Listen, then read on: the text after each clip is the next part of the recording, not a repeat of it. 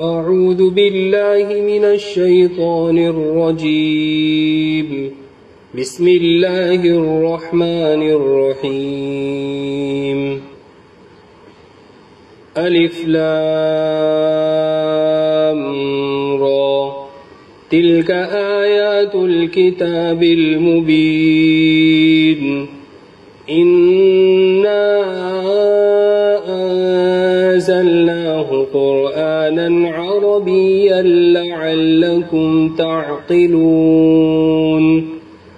نحن نقص عليك أحسن القصص بما أوحينا إليك هذا القرآن وإن كنت من قبله لمن الغافلين.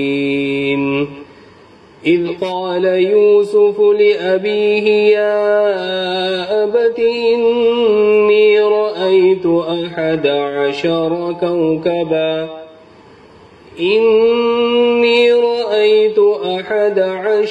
كوكبا والشمس والقمر رأيتهم لي ساجدين. قال يا بني لا تقصص رؤياك على إخوتك فيكيدوا لك كيدا إن الشيطان للإنسان عدو مبين.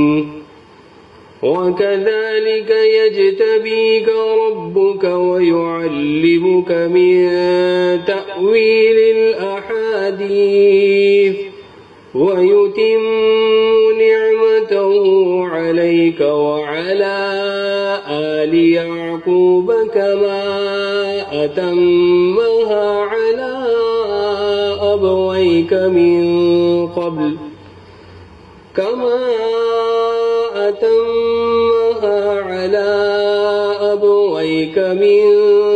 قبل إبراهيم وإسحاق إن ربك عليم حكيم. صدق الله العظيم.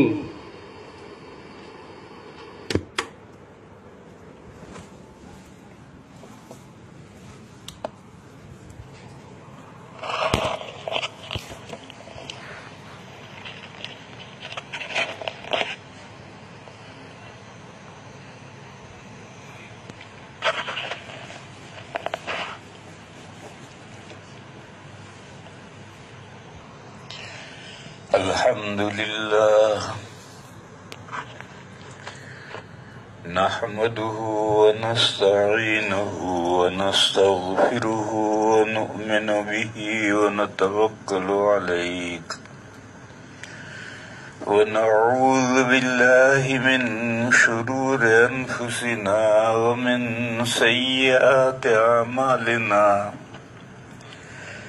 من يهده الله فلا مضل له ومن يضلله فلا هادي له. وأشهد أن لا إله إلا الله وحده لا شريك له.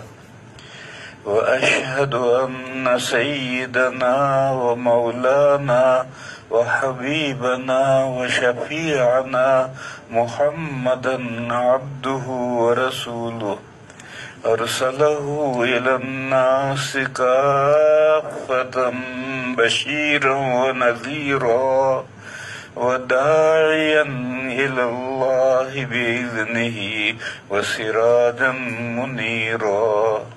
صلى الله تعالى عليه وعلى آله وصحبه وبارك وسلم تسليما كثيرا كثيرا.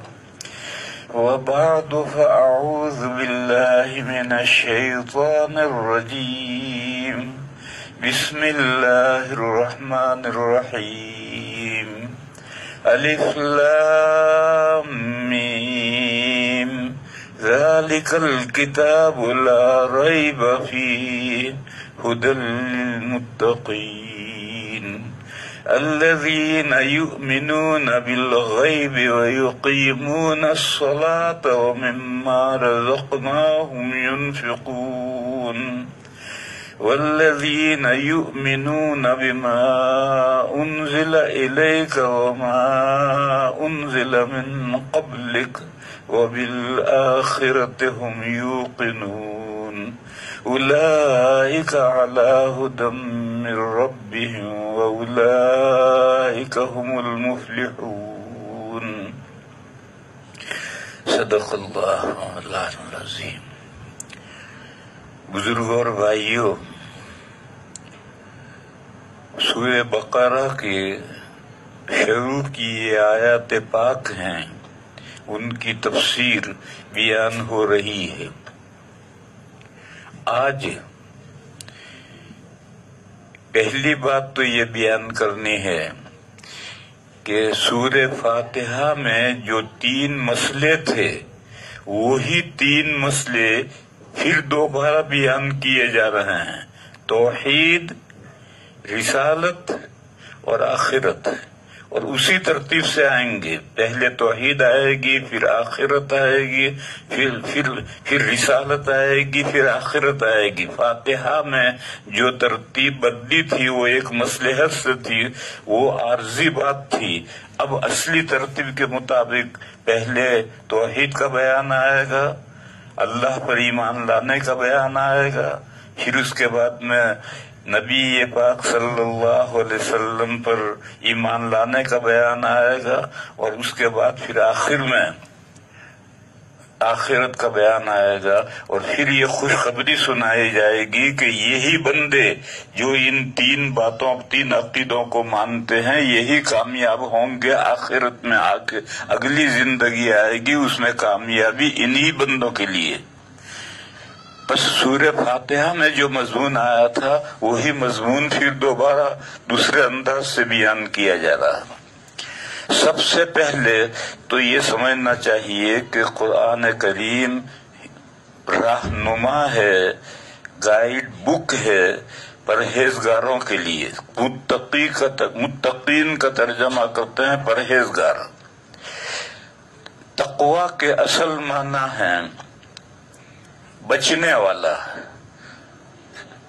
اور یہ جو ترجمہ کرتے ہیں ڈرنے والا، اللہ تعالیٰ سے ڈرنے والا، اللہ کے احکام کی خلاف ورزی نہ کرنے والا، یہ ترجمہ بھی صحیح ہے، لیکن وقایقی کے اصل معنی ہے بچاؤ کرنا۔ تو متقی وہ ہے جو بچتا ہے۔ تقوی کے بہت درجے ہیں۔ لوگوں میں ایک غلط فہمی ہے، لوگ یہ سمجھتے ہیں کہ متقی وہ ہے، وہ مومن ہے کہ جس سے کوئی گناہ نہ ہو، یہ تو ولی اللہ ہوا۔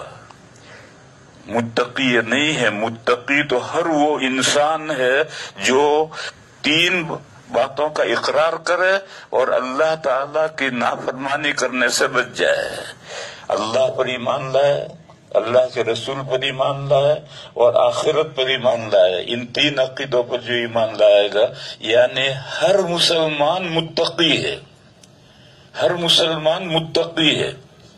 تقوی کا یہ سب سے نیچے ادنا درجہ تقوی کا ہے، اور آخری درجہ میں نے بتایا تھا کہ معصیت اللہ سے نظر پھیر لینا، اللہ کے علاوہ کی طرف نظر ہی نہ جائے، یہ تقوی کا آخری درجہ ہے، اور یہی ولایت ہے، اور یہی پھر اس سے اوپر نبوت ہے، اس سے اوپر رسالت ہے، اور یہ وہ بھی درجے ہیں یہ محنت کر کے حاصل نہیں ہو سکتے۔ آخری مرتبہ ولایت کا آخری مرتبہ ہے، وہیں تک جائے۔ اس کے بعد میں یہ بات جاننی چاہیے کہ قرآن کریم مسئلے کی جو احسن بہترین صورت ہوتی ہے اسے بیان کرتا ہے، جو غیر احسن صورت ہوتی ہے قرآن کریم اسے بیان نہیں کرتا ہے، اس کا تذکرہ حدیثوں میں آتا ہے، قرآن میں نہیں آتا۔ میں مثال دوں، پورا قرآن کریم پڑھ جاؤ، صرف ایمان پر جنت کی خوشخبری نہیں سنائی. جہاں جہاں بھی آیا ہے یہ ان الذین آمنوا وعملوا الصالحات، عمل الصالحات کی قید اس کے ساتھ ضرور آئے گی. وہ لوگ جو ایمان لائے اور انہوں نے نیک کام کیے. نیک کام مثبت پہلو سے کرنے کے اور منفی پہلو سے بچنے کے. جو بچنے کے کام ہیں یہ بچنا بھی ایک کام ہے. تو پورے قرآن کریم میں جہاں بھی آخرت کی کامیابی اور جنت کی خوشخبری سنائی ہے تو ایمان اور عمل صالح کے ساتھ سنائی ہے، صرف ایمان پر نہیں سنائی.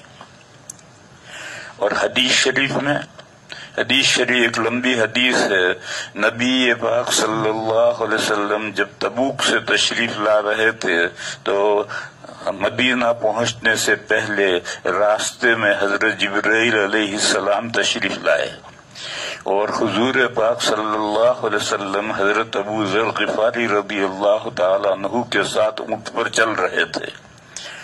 حضور نے ابو ذر سے کہا، ابو ذر تم یہاں رکو، اور یہ کہا یہاں رکو، اور یہ کہہ کر حضور نے اپنا اونٹ بڑھایا اور کافی دور چلے گئے. وہاں حضور کی حضرت جبرائیل سے ملاقات ہوئی اور حضور کی اور حضرت جبرائیل کی باتیں ہوئی. حضرت ابو ذر غفاری سن رہے ہیں. حضرت جبرائیل علیہ السلام نے فرمایا کہ جو آپ کی امت میں سے جس شخص کا انتقال ہوگا اس حال میں کہ وہ اللہ کے ساتھ کسی کو شریک نہیں ٹھہراتا ہوگا تو وہ جنت میں جائے گا. تو نبی پاک صلی اللہ علیہ وسلم نے فرمایا کہ وَإِن زَنَا وَإِن سَرَقَ، اگرچہ کبیرہ گناہوں کا مرتکب رہا ہو پھر بھی جنت میں جائے گا. حضرت جبرائیل نے فرمایا کہ وَإِن زَنَا وَإِن سَرَقَ، چاہے گناہ کبائر کا مرتکب رہا ہو تب بھی جنت میں کسی نہ کسی وقت جائے گا. دیکھو کپڑا ہم اتارتے ہیں تو میلا ہوتا ہے تو ہفتے کے بعد پھر وہ کپڑا نہیں پہنتے ہیں. وہ کپڑا پہلے دھوبی کیا جاتا ہے، دھلائی ہوتی ہے، پٹائی ہوتی ہے، اس کے بعد جب صاف ہو کر آتا ہے تب دوبارہ اگلے ہفتے میں پہنا جاتا ہے. اسی طرح سے اگر جس نے کبائر کا ارتکاب کیا ہے، گناہوں کا کیا ہے، تو اس کی پہلے دھلائی ہوگی، اس کی پہلے صفائی ہوگی اور اس کے بعد میں اس کو جنت میں جانا ملے گا. یہ دخول ثانوی ہے. آخری درجے میں کسی نہ کسی دن جس نے ایمان ہے اور شرک سے بچا ہوا ہے تو وہ کسی نہ کسی دن جنت میں ضرور جائے گا. دخول اولی کا بیان نہیں. جب یہ باتیں ہو رہی تھی حضور کے درمیان میں، حضرت جبرائیل کے درمیان میں، اور حضرت ابو ذر غفاری اس کو سن رہے تھے تو ان کو خیال آیا کہ پتہ نہیں حضور، کیونکہ نظر تو حضور آ رہے ہیں اور دوسرا بندہ جو بات کر رہا ہے وہ تو نظر نہیں آ رہا. تو حضرت کے ذہن میں آیا، حضرت ابو ذر غفاری کے ذہن میں آیا کہ خدا نہ خواستہ کوئی دشمن ہو تو مجھے جانا چاہیے، دیکھنا چاہیے. پھر خیال آیا کہ حضور یہ کہہ کر گئے ہیں کہ تم یہاں رکنا، تو وہ رکے رہے. خیر حضور واپس آئے تو حضرت ابو ذر نے پوچھا کہ یا رسول اللہ آپ کس سے بات کر رہے تھے؟ تو حضور نے پوچھا تم نے سنا؟ تو فرمایا کہ ہاں. ابو ذر نے عرض کیا کہ ہاں میں نے سنا. تو حضور نے فرمایا کہ جبرائیل آئے تھے اور انہوں نے مجھے یہ خوشخبری سنائی کہ آپ کی امت میں سے جس کا اس حال میں انتقال ہوا کہ وہ اللہ کے ساتھ کسی چیز کو شریک نہیں ٹھہراتا تھا تو وہ اس کی مغفرت ہوگی اور وہ جنت میں جائے گا. تو حضرت ابو ذر غفاری نے وہی سوال کیا کہ وَإِن زَنَا وَإِن سَرَقَ، چاہے گناہ کبیرہ کا مرتکب رہا ہو پھر بھی جائے گا. تو حضور نے فرمایا وَإِن زَنَا وَإِن سَرَقَ. یہی سوال جواب حضور اور جبرائیل کے درمیان میں ہو چکے ہیں. وہی سوال اور جواب ابو ذر اور حضور کے درمیان میں ہوئے.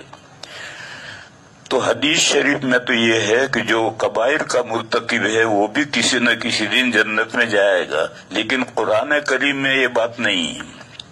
قرآن کریم میں ہر جگہ پر یہ ہے ان الذین آمنوا وعملوا الصالحات، جو لوگ ایمان لائے اور انہوں نے نیک کام کیے وہ जन्नत में जाएंगे और जन्नत की नेमतों से फायदा उठाएंगे। बहरहाल ये मिसाल है ये समझने के लिए कि कुरान करीम मसले की जो आसन बेहतरीन सूरत है वही पेश बयान करता है, दूसरी सूरत बयान नहीं करता। एक मिसाल मैं और दूं ताकि ये बात आप हजरात की समझ में ये आए। देखो, तलाक फैमिली लाइफ में जरूरी है। कभी कभी ऐसा होता है कि मियाँ बीवी के दरमियान में निबाह नहीं होता, हर चंद कोशिश करते हैं मगर निबाह की कोई सूरत नहीं होती है, फैमिली लाइफ में आग लग जाती है। बस ऐसी सूरत में अगर इमरजेंसी एग्जिट नहीं होगी तो मियाँ बीवी दोनों घर में जल मरेंगे, जिंदगी भर जलते रहेंगे, मरते रहेंगे।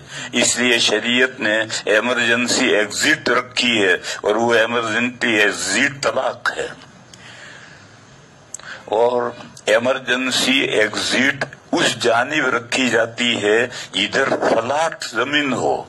अगर सामने दीवार हो उधर इमरजेंसी एग्जिट रखेंगे तो भागेंगे तो निकल कर दीवार से टकराएंगे, बाहर खड्डा और घड़ा है तो भाग कर निकलेंगे तो खड्डे और गिरेंगे।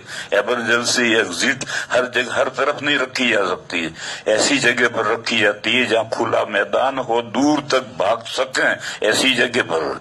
इसलिए ये तलाक इमरजेंसी एग्जिट है और ये इसका इख्तियार मर्द को दिया है, औरत को नहीं दिया। क्यों? इमरजेंसी एग्जिट हर जगह नहीं, हर तरफ नहीं रखी जाती है, मुनासिब जगह की तरफ ही रखी जाती है। अगर औरत को तलाक का इख्तियार दिया जाएगा तो महल्ले में जब सुबह होगी तो 10 तलाकें हो चुकी होंगी, क्योंकि औरत जज्बाती होती है, जरा जरा बात पर उसे गुस्सा आता है, वो धड़ाधड़ राइफल निकाल करके 3 फेर कर डाल देगी। और मर्द को 100 बातें सोचनी पड़ती हैं तलाक देते हुए, तलाक दूंगा तो फिर क्या होगा, तो वो सोचता है और वो सोच करके वो तलाक देता है, एकदम इकदाम नहीं करता। देखो मेरे भाइयों, मेरी बहनों, हमारे हिंदुस्तान में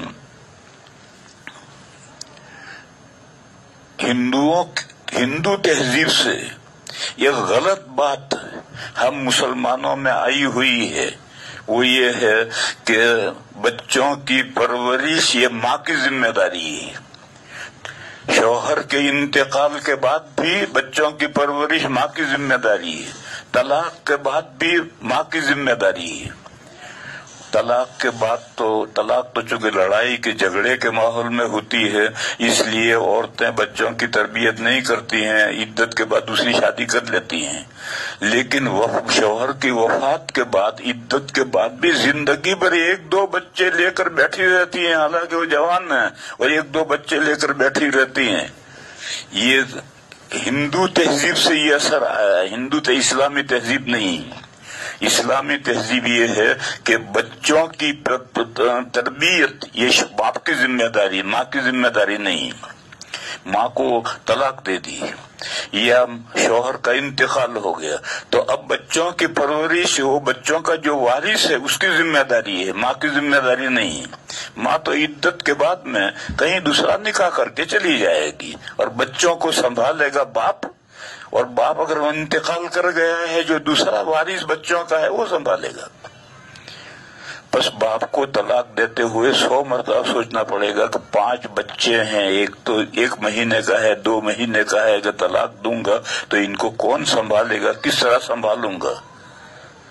हमारे एशिया में चूंकि माँ की जिम्मेदारी है, बाप समझता ही नहीं कि मेरी जिम्मेदारी है, तो धड़ाधड़ तलाक दे देता है। अब बेचारी माँ बच्चों को लेकर रो रही है कि अब मैं क्या करूं। अब बच्चे तो उसके शौहर की जिम्मेदारी है, जिसने तलाक दी है वो संभालेगा, तू तो इधर गुजार करके जा, दूसरी जगह जा। اگر یہ جو اسلامی طریقہ ہے اس اسلامی طریقے پر بچوں کی تربیت کی ذمہ داری باپ پر یا بچوں کے وارث پر ہو تو اس وقت ہمیں 100 مرتبہ سوچنا پڑے گا طلاق دیتے ہوئے. اور عورتیں جو بیوہ عورتیں بچوں کو لے کر بیٹھی رہتی ہیں اور نکاح نہیں کرتی ہیں، یہ ہندوؤں کا طریقہ ہے، وہ طریقہ مسلمانوں میں آ گیا، یہ نہ آتا. پھر بہرحال میں نے درمیان میں ایک مضمون سمجھایا، غیر مسلم دانشور یہ سمجھتے ہیں کہ طلاق ایک رائٹ ہے، ایک حق ہے. یہ حق اسلام نے صرف شوہر کو کیوں دیا ہے؟ عورت کو بھی یہ حق دینا چاہیے. اس کا میں نے جواب دیا کہ یہ طلاق رائٹ نہیں ہے، یہ تو ایمرجنسی ایگزٹ ہے، اور ایمرجنسی ایگزٹ ہر طرف نہیں رکھی جاتی ہے، مناسب موقع ہوتا ادھر ہی رکھی جاتی ہے، یہ رائٹ نہیں ہے. پھر ایک سوال ہے کہ چلو رائٹ نہیں ہے، ایمرجنسی ایگزٹ میں کبھی عورت کو بھی تو بھاگنا پڑ سکتا ہے، تو بھاگنے کے لیے پھر عورت کا طلاق دینے کا حق عورت کے ہاتھ میں نہیں دیا ہے، قاضی کے ہاتھ میں دیا ہے. کہ اگر عورت کو پریشانی ہے، شوہر کے ساتھ نباہ نہیں ہو رہا ہے اور وہ الگ ہونا چاہتی ہے تو یا تو خلا کرے، اور خلا اگر شوہر کرنے کے لیے تیار نہیں ہے تو قاضی کے پاس جائے. پھر قاضی اگر دیکھے گا کہ عذر معقول ہے تو قاضی شوہر کو حکم دے گا اور اس کو طلاق دینی پڑے گی. بہرحال عورت کو بھی عورت کا اختیار عورت کے ہاتھ میں نہیں دیا بلکہ وہ قاضی کے ہاتھ میں دیا ہے، اور قاضی کی ثواب بھی پورا ہے. میں ایک حدیث بیان کروں. 2 میاں بیوی حضرت ربیع اور ان کے شوہر حضرت ثابت، ان کے درمیان میں رات میں کوئی جھگڑا ہوا اور شوہر نے بیوی کو مارا. خیر بات رات گزر گئی، صبح فجر کی نماز پڑھنے کے لیے دونوں گئے مسجد نبوی میں. تو نبی پاک صلی اللہ علیہ وسلم جس گھر میں سے رات گزاری ہے اور وہاں سے نکل کر نماز پڑھانے کے لیے آتے تھے تو نماز پڑھا کر کے بھی اسی گھر میں تشریف لے آتے تھے. تو جب حضور نے نماز فجر کی پڑھا دی اور اس گھر میں جانے لگے تو دروازے پر اندھیرے میں ایک شخص کھڑا ہے. اس وقت بتی نہیں جلتی تھی، تو ایک شخص کھڑا ہے. تو حضور نے پوچھا کون؟ تو اس نے کہا کہ یا رسول اللہ میں سہلا ہوں. کیا بات ہے؟ اس نے کہا یا رسول اللہ لا انا والا ثابت، میں ثابت کے ساتھ نہیں رہنا چاہتی ہوں. تو حضور نے پوچھا بھئی بلاؤ ثابت کو. وہ بھی نماز پڑھنے کے لیے، میاں بھی دونوں ساتھ میں نماز پڑھنے آئے ہیں. ان کو بلایا، وہ آ کر کھڑے ہوئے. تمہاری بیوی کیا کہتی ہے؟ میں ان کے تمہارے ساتھ نہیں رہنا چاہتے. تو انہوں نے یہ کہا کہ یا رسول اللہ میں نے ان کو مہر میں ایک کھجور کا باغ دیا. تو ان کی بیوی نے کہا کہ آپ نے جو مجھے باغ دیا ہے اس باغ میں نے کوئی گھٹایا نہیں ہے بلکہ میں نے کچھ اور درخت لگائے ہیں، اور وہ باغ ویسا ہی ہے، وہ جو میں نے مہر میں دیا ہے تم نے وہ میں باغ آپ کو واپس کرتی ہوں. تو حضور نے فرمایا 2 طلاق. تو وہیں کھڑے کھڑے شوہر نے بیوی کو طلاق دی، باغ واپس لے لیا. تو قاضی ثواب دی تو فیصلہ ہوگا. ایک قصہ ابھی دبئی کا پیش آیا تھا، یہ چند سال پہلے کا قصہ تھا. ایک نوجوان عورت نے قاضی کے یہاں دعویٰ کیا کہ میں خلا لینا چاہتا ہوں، شوہر سے علیحدہ ہونا چاہتی ہوں، شوہر مجھے نہیں چھوڑتا. شوہر 90 سال کا بڈھا ہے. تو قاضی نے پوچھا کہ کیوں نہیں رہنا چاہتی ہے؟ کیا یہ تیرا شوہر نامرد ہے؟ اس نے کہا نہیں. اس نے کہا بدکار ہے، شراب پیتا ہے؟ اس نے کہا بالکل نہیں، اللہ کا نیک بندہ ہے. پھر کیوں تو اس سے الگ ہونا چاہتی ہے؟ اس نے کہا کہ اس کو دن میں اتنی مرتبہ صحبت کرنی چاہیے کہ میں برداشت نہیں کر سکتی. تو کہا پھر کیوں اتنی صحبت کرتا ہے وہ بڈھا؟ کیا وہ شراب پیتا ہے؟ اس نے کہا نہیں، کھجور کھاتا ہے اور اونٹنی کا دودھ پیتا ہے اور کچھ نہیں کرتا ہے. وہ یہ مقدمہ، میں دبئی گیا تھا اس وقت میں ایک عورت میں مقدمہ آیا تھا اور وہ چل رہا تھا، پھر مجھے معلوم نہیں کہ اس مقدمے میں کیا فیصلہ ہوا، قاضی نے اس کو الگ کر دیا، خلا کروا دیا، کیا نہیں۔ بہرحال کہنا مجھے بتانا یہ ہے کہ عورت کا علیحدہ عورت ہونا چاہتی ہے تو اس کا حق اس کے ہاتھ میں نہیں دیا گیا ہے بلکہ قاضی کے ہاتھ میں دیا گیا ہے۔ قاضی کے پاس جاؤ، قاضی مرد ہے، وہ سوچے گا کہ صورتحال میں جدائی ہونی چاہیے نہیں ہونی چاہیے۔ یہاں فی الحال تو میں یہ سمجھا ہوں کہ یہ جو دانشور کہتے ہیں کہ طلاق ایک رائٹ ہے اور اسلام نے یہ رائٹ صرف شوہر کو دیا ہے، عورت کو نہیں دیا، یہ ناانصافی ہے۔ اس کا میں جواب دیتا ہوں کہ رائٹ نہیں ہے، یہ تو ایمرجنسی ایگزٹ ہے، اور ایمرجنسی ایگزٹ جہاں مناسب موقع ہوتا ہے ادھر ہی رکھی جاتی ہے اور دوسرا ہر طرف نہیں رکھی جاتی۔ اور عورت کا مسئلہ حل کیا ہے اس طریقے پر کہ وہ شوہر کے قبضے، قاضی کے قبضے میں دے دیا ہے کہ تجھے اگر ضرورت ہے تو قاضی کے پاس جا، وہ مقدمہ سن کر کے فیصلہ کرے گی۔ یہ تو خاص بات ہوئی۔ اصل میں یہ کہہ رہا تھا کہ قرآن کریم احسن صورت بیان کرتا ہے، چنانچہ قرآن کریم نے سورہ بقرہ میں یہ آیت آئی، الطلاق مرتان، کہا کسی کو اگر بھی طلاق دینی ہے تو 2 طلاقیں یک کے بعد دیگرے دے، ایک ساتھ 2 طلاقیں بھی نہیں۔ طلاق دینے کا جو بہترین احسن طریقہ ہے وہ یہ طریقہ ہے کہ جس طہر میں بیوی سے مقاربت نہیں کی، ایسے طہر کے اندر ایک صریح طلاق دے، کنائی نہیں، تاکہ طلاق رجی پڑے بائنا نہ پڑے، ایک صریح طلاق دے۔ پھر اس کے بعد میں وہ طہر 15-20 دن کا طہر گزرنے دے، پھر منتھلی پیریڈ آئے گا، ماہواری گزرنے دے، پھر اگلا طہر اگر ضرورت پڑے تو پھر بغیر صحبت کیے دوسری طلاق رجی دے۔ یہ 2 طلاق دی، بس 2 طلاق دینی ہے، یوز کرنی ہے، تیسری طلاق دینی ہی نہیں۔ پھر کیا ہوگا؟ 2 طلاق کے بعد دونوں طلاق رجی دی، پھر کیا ہوگا؟ کہا طلاق مرتان فامساکم بمعروف او تسریح باحسان۔ اس کے بعد اگر تم بیوی کو رکھنا چاہتے ہو تو بھلے طریقے پر رکھ لو، اور اگر چھوڑنا چاہتے ہو تو بھلے طریقے پر چھوڑ دو۔ اور اس کا طریقہ یہ ہے کہ یہ تو دوسرے طہر میں دوسری طلاق دی، یہ طہر گزرے گا، پھر اگلا حیض آئے گا، پھر اس کے بعد میں تیسرا طہر آئے گا، پھر اس کے بعد حیض آ کر ختم ہوگا تو عدت سے نکل گئی، وہ چلی جائے گی، تیسری طلاق یوز مت کرو۔ پھر اس کے بعد میں خلا کا مسئلہ آیا ہے کہ عورت خلا کرے تو اس سے شوہر اس سے خلا میں رقم لے سکتا ہے، یہ مسئلہ آیا۔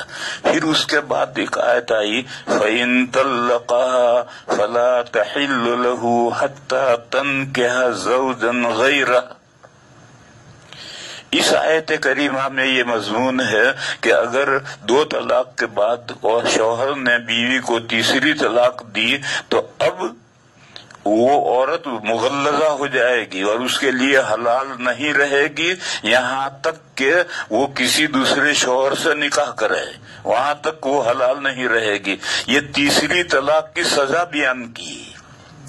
تیسری طلاق جائز ہے، تیسری طلاق 2 نہیں، یہ نہیں بیان کیا، بلکہ تیسری طلاق کی سزا بیان کی ہے کہ اگر تیسری طلاق تم دو گے تو بیوی مغلظہ ہو جائے گی اور وہ اس وقت تک شوہر کے لیے حلال نہیں ہوگی جب تک وہ کسی اور گناہ سے اور نکاح نہ کرے۔ لوگ اس کو یہ سمجھتے ہیں کہ تیسری طلاق کا بیان ہے، تیسری طلاق کا بیان نہیں ہے، تو تیسری طلاق کے ساتھ آر ملائیے کہ تیسری طلاق دو گے تو یہ آر کی بات تمہیں کرنی پڑے گی۔ دیکھو میں اس کی مثال دوں، سورہ نور کے شروع میں زانی مرد اور عورت کنوارے ان کی سزا 100 کوڑے ہیں۔ جب ان کو 100 کوڑے مارے جائیں تو تنہائی میں نہ مارے جائیں، بلکہ یہ کہا کہ وَلْيَشْهَدْ عَذَابَهُمَا طَائِفَةٌ مِّنَ الْمُؤْمِنِينَ، مسلمانوں کی ایک جماعت اس موقع پر جب کوڑے مارے جا رہے ہیں تو موجود رہنی چاہیے۔ حضرت شاہ ولی اللہ صاحب علیہ الرحمٰن نے حجت اللہ میں لکھا ہے کہ یہ آر ملایا، ایک تو ہے تنہائی میں کتنا بھی پیٹ لو تو کوئی بات نہیں، اور ایک لوگوں کے بیچ میں پٹائی ہو رہی ہے، یہ آر ملایا۔ تو وَلْيَشْهَدْ عَذَابَهُمَا طَائِفَةٌ مِّنَ الْمُؤْمِنِينَ کہ جب کوڑے مارے جا رہے ہوں تو مسلمانوں کی ایک جماعت اس وقت میں موجود ہو۔ بہرحال بعض جگہ پر اللہ تعالیٰ نے سزا کے طور پر کچھ آر کی باتیں ملائی ہے، تو یہ تیسری طلاق دی ہے تو تیسری طلاق کے موقع پر یہ آر کی بات ملائی کہ اگر تیسری طلاق دو گے فَإِن طَلَّقَهَا فَلَا تَحِلُّ لَهُ حَتَّى تَنكِحَ زَوْجًا غَيْرَهُ، اگر تیسری طلاق اس کو دے دی تو پھر وہ عورت اس کے لیے مغلظہ ہو جائے گی، حلال نہیں رہے گی۔ اور کب حلال ہوگی؟ جب وہ کسی دوسرے شوہر سے نکاح کرے اور دوسرا شوہر اس کے ساتھ صحبت بھی کرے۔ تو آدمی کی اپنی بیوی دوسرے شوہر کے پاس جا رہی ہے اور دوسرا شوہر اس سے صحبت بھی کر رہا ہے، یہ آر کی بات ہے۔ تو یہ کہا کہ تیسری طلاق دو گے تو آر کی بات یہ ملائے گی۔ یہاں کوئی یہ خیال کر سکتا ہے کہ پھر تو اس کا مطلب یہ ہوا کہ تیسری طلاق دینے کے بعد میں مغلظہ ہو گئی اور جب تک حلال نہ ہو تو دوبارہ شوہر کی طرف نہیں لوٹ سکتی۔ یعنی آج کل ایک مسئلہ ہے، لوگ اندھا دھند 3 طلاق دے ڈالتے ہیں، پھر جب ان سے کہا جاتا ہے کہ یہ مغلظہ ہو گئی، حلالہ ضروری ہے، تو وہ حلالے کا لفظ سن کر سنتے ہیں حلالہ یعنی کرایہ کا بکرا لاؤ۔ یہ اسی لیے غیر مقلدین کہتے ہیں کہ 3 طلاق ایک ساتھ دینے سے ایک ہی طلاق ہوتی ہے، 3 طلاقیں ہوتی نہیں۔ یہ پوری صحابہ کے اجماع کے خلاف ان کا قول ہے، کیونکہ وہ تو حدیث مانتے، سنت نہیں مانتے اور اجماع امت کو بھی نہیں مانتے، صحابہ کا اجماع بھی نہیں مانتے، خلفائے راشدین کے زمانے میں جو باتیں طے ہوئی وہ بھی نہیں مانتے۔ وہ کہتے ہیں کوئی طلاق ہوئی نہیں، یا کہتے ہیں ایک طلاق ہوئی۔ یہ جو کیوں کہتے ہیں، وہ کہتے ہیں وہ حلالہ تو لعنت کا سبب ہے، اس کو حلالہ کا ذکر کیا؟ تو جو لوگ یہ کہتے ہیں وہ غلط کہتے ہیں۔ اس کے بعد کی آیت پڑھو، یہ آیت فَإِن طَلَّقَهَا فَلَا تَحِلُّ لَهُ حَتَّى تَنكِحَ زَوْجًا غَيْرَهُ فَإِن طَلَّقَهَا فَلَا جُنَاحَ عَلَيْهِمَا أَن يَتَرَاجَعَا إِن ظَنَّا أَن يُقِيمَا حُدُودَ اللَّهِ۔ اس کے بعد کی آیت یہ ہے کہ اگر وہ دوسرا شوہر جس سے نکاح کیا اس نے صحبت کرنے کے بعد میں طلاق دے دی، تو اب یہ پہلا شوہر اس بیوی سے نکاح کر سکتا ہے بشرطے کہ وہ دونوں کا یہ خیال ہو کہ ہم اللہ کی شریعت کے مطابق زندگی گزاریں گے۔ فَإِن طَلَّقَهَا فَلَا جُنَاحَ عَلَيْهِمَا أَن يَتَرَاجَعَا إِن ظَنَّا أَن يُقِيمَا حُدُودَ اللَّهِ۔ بہرحال قرآن نے یہ کہا کہ اگر شوہر نے بیوی کو تیسری طلاق دی تو یہ آر کی بات تمہارے سامنے آئے گی کہ وہ عورت اب تمہارے لیے مغلظہ ہو گئی اور تمہارے لیے وہ حلال نہیں رہے گی تاکہ وہ کسی دوسرے شوہر سے نکاح کرے۔ نکاح نام ہے مسجد میں ایجاب و قبول کا، تو صرف مسجد میں ایجاب و قبول سے وہ عورت اگر دوسرا شوہر طلاق دے تو پہلے شوہر کے لیے صرف نکاح سے ایجاب و قبول سے حلال نہیں ہوگی، بلکہ مقاربت بھی، صحبت بھی ضروری ہے۔ یہ تو قرآن میں نہیں ہے، یہ کہاں سے آیا؟ وہ ایک حدیث سے آیا۔ وہ حدیث بھی لوگ ادھوری بیان کرتے ہیں، پوری نہیں سمجھتے۔ ایک خاتون ہے، اس کے شوہر نے اس کو 3 طلاقیں دے دی، پھر انہوں نے ایک دوسرے صحابی ہیں عبد الرحمن ابن الزبیر، ان سے نکاح کیا۔ ان سے وہ دوسرا شوہر پسند نہیں آیا، پہلے شوہر سے دل لگا ہوا تھا، تعلقات تھے، تو وہ پہلے شوہر کی طرف لوٹنا چاہتی ہیں، مگر اب دوسرا نکاح ہونے کے بعد یہ دوسرا شوہر تو چھوڑتا نہیں ہے، تو کیسے جائیں؟ تو وہ نبی پاک صلی اللہ علیہ وسلم کی خدمت میں آئی، حضور بیٹھے ہیں، وہ خاتون آئی اور حضرت ابو بکر بیٹھے ہیں. اس نے آ کر کے حضور سے عرض کیا کہ یا رسول اللہ، میں پہلے فلاں صاحب کے نکاح رفاع قرظی کے نکاح میں تھی، انہوں نے مجھے قطعی طلاق دے دی، 3 طلاقیں دے دی. پھر میں نے نکاح کیا عبد الرحمن ابن زبیر سے، اور یا رسول اللہ اس کے پاس ایسا ہے. اور یہ کہتے ہوئے اس نے اپنے اوڑھنے کا پھندنا پکڑ کر کے ہلایا اور ہلا کر کہا کہ اس کے پاس ایسا ہے، یعنی وہ نامرد ہے. جب یہ کہہ رہی تھی تو ابو بکر تو اندر بیٹھے ہیں، باہر دروازے پر خالد ابن سعید کھڑے تھے، وہ سن رہے ہیں.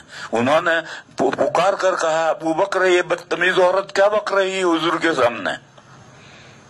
یہ تو یہاں قصہ پیش آیا ہے.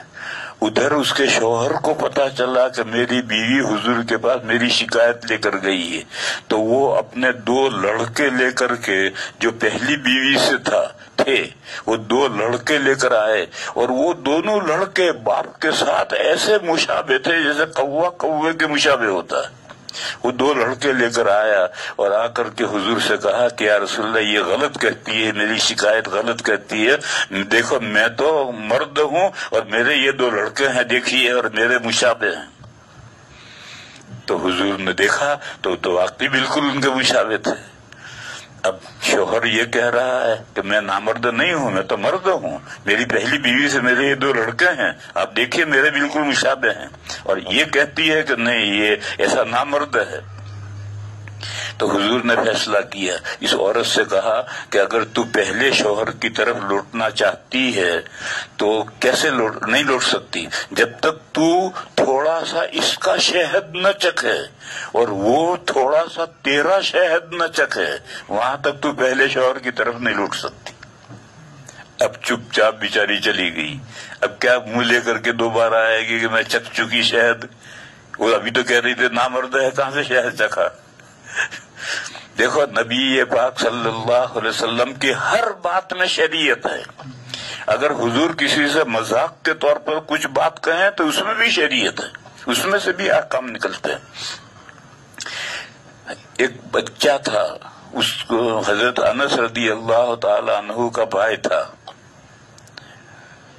اور حضور پاک صلی اللہ علیہ وسلم ام سلیم کے یہاں بکثرت جایا کرتے تھے.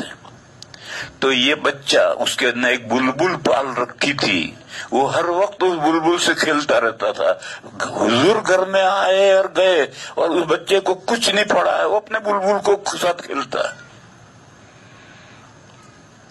اس کی بلبل مر گئی. ایک مرتبہ حضور تشریف لے گئے تو اب وہ بلبل تو مر گئی، تو اب وہ بچہ مغموم بیٹھا ہے ایک طرف. تو حضور نے پوچھا کہ بھئی یہ بچہ مغموم کیسے ہے؟ تو گھر والوں نے کہا کہ یا رسول اللہ اس کی بلبل مر گئی ہے تو یہ عدت میں بیٹھا ہے. تو پھر اس کے بعد میں حضور اس بچے کو چھیڑتے تھے، اور جب بھی تشریف لے آتے تھے تو یہ فرماتے تھے یا ابا عمیر ما فعل النغیر. وہ تو بچہ ہے ابھی، ابو اس کی کنیت نہیں، ابو عمیر نہیں ہے. حضور نے نغیر کے وزن پر کنیت بنائی. اے عمیر کے ابا، عمیر عمر کی تصغیر ہے، یعنی تھوڑی سی عمر مانے زندگی اور عمیر مانے تھوڑی سی زندگی. اے ابا کے مانے والے، یا ابا عمیر اے تھوڑی سی زندگی والے، تیری بلبل کیا ہوئی؟ تو وہ بچہ حشاش بشاش ہو جاتا تھا، خوش ہو جاتا تھا، اس کی محبوبہ کا ذکر آتا تھا. یہ جو جملہ حضور کا، یہ حضور ہمیشہ چھیڑتے تھے کہ یا ابا عمیر ما فعل النغیر. یہ بچے کا سا دل لگی ہے. علماء نے اس جملے میں سے 100 مسئلے نکالے ہیں. تو نبی پاک صلی اللہ علیہ وسلم نے کسی سے مذاق میں، دل لگی میں کوئی بات کہی ہے یا کسی بھی طرح سے بات کہی ہے، اس میں سے بھی شریعت نکلتی ہے. تو اب اس عورت کو ٹلایا ہے، اس عورت کو ٹلایا ہے جو شوہر کی شکایت لے کر آئی، سے ٹلایا. اور ٹلانے کے لیے فرمایا کہ تو جب یہ بات کہتی ہے تو اب تو پہلے شوہر کی طرف کیسے لوٹے گی؟ جب تک تو اس کا تھوڑا شہد نہ چکھے اور وہ تیرا تھوڑا شہد نہ چکھے وہاں تک تو پہلے شوہر کی طرف نہیں لوٹ سکتی۔ یہ جو حضور نے اس کو ٹلانے کے لیے فرمایا، اس میں سے بھی مسئلہ نکلا کہ جب دوسرا شوہر اسے نکاح کرے گا تو نکاح کرتے ہی وہ پہلے شوہر کے لیے حلال نہیں ہوگی، اور جب تک کہ وہ دوسرا شوہر اسے صحبت بھی کرے، اور صحبت بھی تھوڑا سا شہد، پوری صحبت ضروری نہیں ہے، غیبوبت حشفہ کی حد تک صحبت ہو گئی تو حلت ہو جائے گی۔ بہرحال میں کہہ یہ رہا تھا کہ اس آیت کے بعد پھر دوسری آیت ہے، اس دوسری آیت میں ایک وہم کو دور کیا ہے کہ یہ جو آر ملایا ہے کہ جب تک دوسرے شوہر سے نکاح نہ کرے وہاں تک حلال نہیں ہے، اس سے کوئی یہ سمجھے کہ دوسرے شوہر سے نکاح کیا، آر ملا لیا اور اس نے صحبت کر کے طلاق دے دی تو اب وہ پہلے شوہر کے لیے حلال ہوئی یا نہیں ہوئی، تو اس کا ذکر اگلی آیت میں ہے کہ پہلے شوہر کے لیے حلال ہے بشرطے کہ میاں بیوی دونوں یہ سمجھتے ہوں کہ ہم اللہ کے حکم کے مطابق زندگی گزاریں گے۔ اس لیے اگلی آیت اسی لیے آئی ہے، اگر وہ اگلی آیت نہ آتی تو شاید یہ آدمی سمجھتا کہ بس یہ حرام ہو گئی اگر جب تک دوسری نکاح سے نہ کرے، لیکن دوسری سے نکاح کرنے کے بعد وہ مر جائے یا طلاق دے دے تو فرمایا کہ فَإِن طَلَّقَهَا فَلَا جُنَاحَ عَلَيْهِمَا، پس اگر دوسرا شوہر اس کو طلاق دے دے تو دونوں پر یعنی عورت پر اور پہلے شوہر پر کوئی گناہ نہیں ہے، یہ کہ وہ دونوں لوٹیں اور دوبارہ نکاح کر لیں، یہ بشرطے کہ یہ گمان کرتے ہو، ان کو یہ یقین ہو کہ وہ اللہ کے احکام پر عمل کریں گے اور شریعت کے مطابق زندگی گزاریں گے۔ یہ تو بات آگے بڑھ گئی، اصل تو میں یہ بتا رہا تھا کہ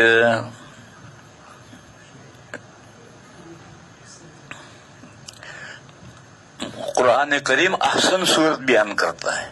احسن صورت کیا ہے؟ 2 طلاق دو اور رجعی، اور وہ بھی ایک ساتھ نہیں، ایک طہر میں جس میں صحبت نہیں کی، پھر دوسری طلاق اگلے طہر میں جس میں صحبت نہیں کی، 2 طہروں کے اندر 2 طلاق دو بس، پھر اس کے بعد مت کوئی طلاق یوز مت کرو، پھر اس کے بعد میں روکنا ہو تو رجعت کر لو، جانے دینا ہے تو تیسرا طہر گزر کر حیض آ جائے گا، نکاح سے نکل جائے گی۔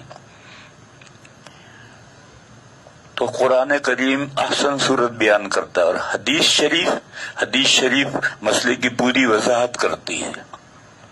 اچھا، یہ جو نامناسب صورت ہے اگر قرآن اسے بیان کرے تو اس نامناسب صورت کو اعتباریت مل جائے گی کہ اللہ نے مجھے بیان کیا ہے، اس کو اعتباریت مل جائے گی، اس لیے اللہ پاک اس کو گھاسی نہیں ڈالتے، اس کو بیان ہی نہیں کرتے، وہ اللہ کا رسول بیان کرتا ہے۔ تو اگر کوئی شخص ایک ساتھ 3 طلاق دے دے یا آگے پیچھے 3 طلاق دے دے تو پھر وہ عورت مغلظہ ہو جاتی ہے، یہ مسئلہ حدیثوں میں ہے، اور حدیث سند کے اعتبار سے حسن کے درجے کی حدیث ہے، اور حدیث حضرت حسن کی ہے، جو صاحبزادے ہیں، نواسے ہیں، حضرت علی کے بڑے لڑکے ہیں حضرت حسن رضی اللہ تعالیٰ عنہ، ان کی حدیث ہے اور سند اس کی حسن ہے۔ حضرت حسن نے ایک عورت کو 3 طلاقیں دے دی، تو عورت عدت میں بیٹھ گئی، مہر تو دے دیا ہے لیکن جب عدت پوری ہوگی، اور عدت عورت کو طلاق کی عدت گزارنی شوہر کے یہاں، آج کل ہمارے ایشیا میں طلاق ہوئی تو عورت دوپٹہ اٹھا کر بستر اٹھا کر کے اپنے میکے چلی گئی، اس کو قرآن کریم نے فاحشہ مبینہ کہا ہے، یہ تو کھلی بے حیائی ہے۔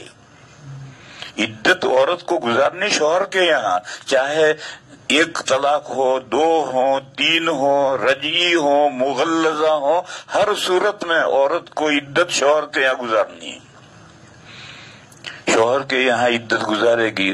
اگر مکان بڑا ہے تو عورت ایک طرف رہے گی، شوہر اسی گھر میں کہیں دوسری طرف رہے گا، اور اگر مکان، پھر اس میں بھی کوئی گھر میں بوڑھی عورت ہونی چاہیے جو دونوں کے درمیان میں آڑ بنی رہے، اگر طلاق مغلظہ ہے تو بیچ میں آڑ بننے، رجعی ہے تو کوئی آڑ بننے کی ضرورت نہیں ہے، لیکن مغلظہ ہے تو کوئی بوڑھی عورت آڑ بننی چاہیے۔ اور اگر مکان چھوٹا ہے تو پھر مرد کہیں اور جا کر رہے گا. عدت کے زمانے میں مرد کہیں ہوٹل میں رہے گا, مسجد میں رہے گا, گھر میں عورت عدت گزارے گی. مرد عورت کو عدت شوہر کے گھر میں ہی گزارنی. میں اس سلسلے میں ایک واقعہ سناؤں. میں رامدیر میں پہلے پڑھاتا تھا. وہاں ایک بڑے حضرت تھے, بڑے نیک آدمی تھے, حضرت مولانا اجمیری قدس سرہ. انہوں کا ایک نکاح, مولانا بہاری صاحب یہ تھے, ان کی لڑکی سے ان کا نکاح ہوا اور ایک لڑکی ہوئی, وہ بڑی ہوئی تھی. اور پھر وہ میرے ایک ساتھی تھے مولوی شبیر بلساڑ کے, ان کے نکاح میں گئی تھی. ان کے اولاد بھی اب بھی رامدیر میں ہے. وہ ایک لڑکی ہو گئی مگر میاں بیوی میں موافقت نہیں ہوئی. اچھا, یہ بھی پردیسی تھے, مولانا اجمیری صاحب بھی وہاں تو وطنی نہیں تھے, پردیسی تھے. اور جو خسر تھے مولانا بہاری صاحب, وہ بھی پردیسی تھے, وہ رامدیر میں نہیں رہتے تھے, کسی اور گاؤں میں رہتے تھے. تو انہوں نے اپنے خسر کو بلایا اور بلا کر کے خسر کے سامنے ساری شکایت رکھی کہ مجھے اپنی بیوی سے یہ شکایتیں.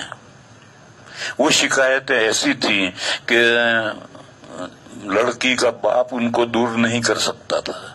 تو ان کے خسر نے کہا کہ اگر یہ آپ کو شکایتیں ہیں تو آپ ان کو طلاق دے دیں. تو حضرت نے اپنے خسر کے سامنے بیوی کو ایک طلاق دی. اور وہ یہ قصہ ہے کنارا مسجد, ایک کنارا مسجد ہے, اس کے قریب میں گھر کرائے پر تھا, اس گھر میں حضرت رہتے تھے.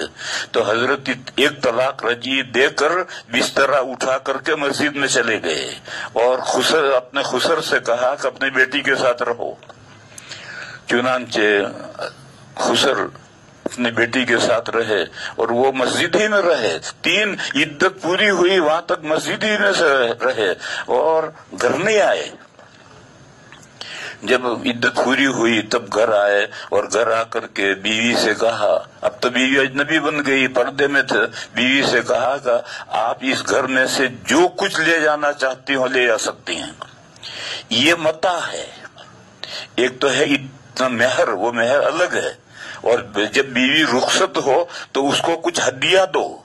تو انہوں نے ہدیہ یہ دیا کہ اس گھر میں سے جو لے جانا چاہو لے جاؤ. خیر, اس نے جو کچھ اس کو پسند تھا وہ لے لیا, لے کر باندھ کر کے لے کر چلی. جب چلی تو ان کے خسر نے مولانا سے یہ کہا کہ حضرت 1 ہفتے کے بعد میں آپ تشریف لائیں. خیر, بات ختم ہوئی, چلے گئے. وہ بھی اپنی لڑکی کو لے کر چلے گئے. 1 ہفتے کے بعد مولانا اپنے سسرال میں گئے تو خسر نے ان کی بیوی سے چھوٹی لڑکی تھی اس کے ساتھ حضرت کا نکاح کر دیا. اور وہ بیوی وہ حضرت کے پاس آخر تک رہی اور ابھی چند دن ہوئے ان کا انتقال ہوا. اور اس وقت جو اشرفیہ کے شیخ الحدیث ہیں قاری رشید احمد صاحب, وہ ان کے پیٹ سے ہیں. تو بہرحال کہنا یہ ہے کہ اگر شوہر گھر چھوٹا ہے, شوہر اس گھر میں نہیں رہ سکتا تو شاید شوہر کہیں اور رہے گا, مسجد میں رہے گا, ہوٹل میں رہے گا, کہیں بھی رہے گا. عدت عورت شوہر کے گھر میں گزارے گی. اور یہ جو ہمارے یہاں عورت فوراً میکے چلی جاتی ہے, اس کو قرآن کریم نے فاحشہ مبینہ کہا, یہ سری بے حیائی کا کام کہا. بہرحال میں کہہ یہ رہا تھا کہ حضرت حسن رضی اللہ تعالی عنہ نے طلاق دی. اب بیوی عدت تو حضرت حسن کے یہاں گزار رہی, اور گھر چھوٹا نہیں, حضرت حسن اپنے گھر میں کہیں اور رہتے ہوں گے, یہ بیوی عدت میں کہیں اور گزار رہی. جب اس کی عدت پوری ہوئی تو حضرت حسن نے 1,00,000 درہم متاع کے طور پر بھیجا. 1,00,000 معمولی رقم نہیں, آج کا 1,00,000 نہیں, آج تو بچوں کے پاس بھی 1,00,000 ہوتے ہیں. اس زمانے میں لکھ پتی جب محاورہ تھا, اس زمانے کا 1,00,000 ہیں. کسی کے پاس میں, مارواڑی کے پاس 1,00,000 روپے ہوتے تھے, ہر ایک کے پاس نہیں ہوتے تھے. تو 1,00,000 درہم ہدیہ بھیجا. جب وہ ہدیہ پہنچا تو اس عورت نے کہا متاع قلیل من حبیب مفارق, میرا محبوب جس نے مجھے جدا کر دیا اس نے یہ چند کوڑیاں بھیجی. متاع قلیل من حبیب مفارق، وہ محبوب جس نے مجھے جدا کر دیا، اس نے چند کوڑیاں مجھے میرے پاس بھیجی ہیں۔ اس کا یہ کتنا محبت بھرا جملہ ہے۔ یہ جملہ حضرت حسن کو پہنچا کہ جب یہ پیسے پہنچے تو جو پیسے لے کر گیا ہوگا اس کے سامنے کہا، تو حضرت حسن نے کہا کہ میں نے اپنے نانا سے ایک حدیث سنی، اگر وہ حدیث نہ ہوتی، میرے نانا نے یہ فرمایا ہے کہ اگر کسی شخص نے عورت کو 3 طلاقیں دے دی ہیں تو وہ عورت ہمیشہ کے لیے مغلہ ہو جاتی ہے، حرام ہو جاتی ہے۔ یہ حدیث میں نے اپنے نانا سے نہ سنی ہوتی تو میں اس بیوی کو نکاح میں واپس لے لیتا۔ یہ حدیث ہے اور سند اس کی حسن ہے، اور میرے رسالے ہیں، محفوظات کے رسالے ہیں، اس کے 3 حصے کے اندر میں نے یہ حدیث حوالے کے ساتھ لکھی ہے۔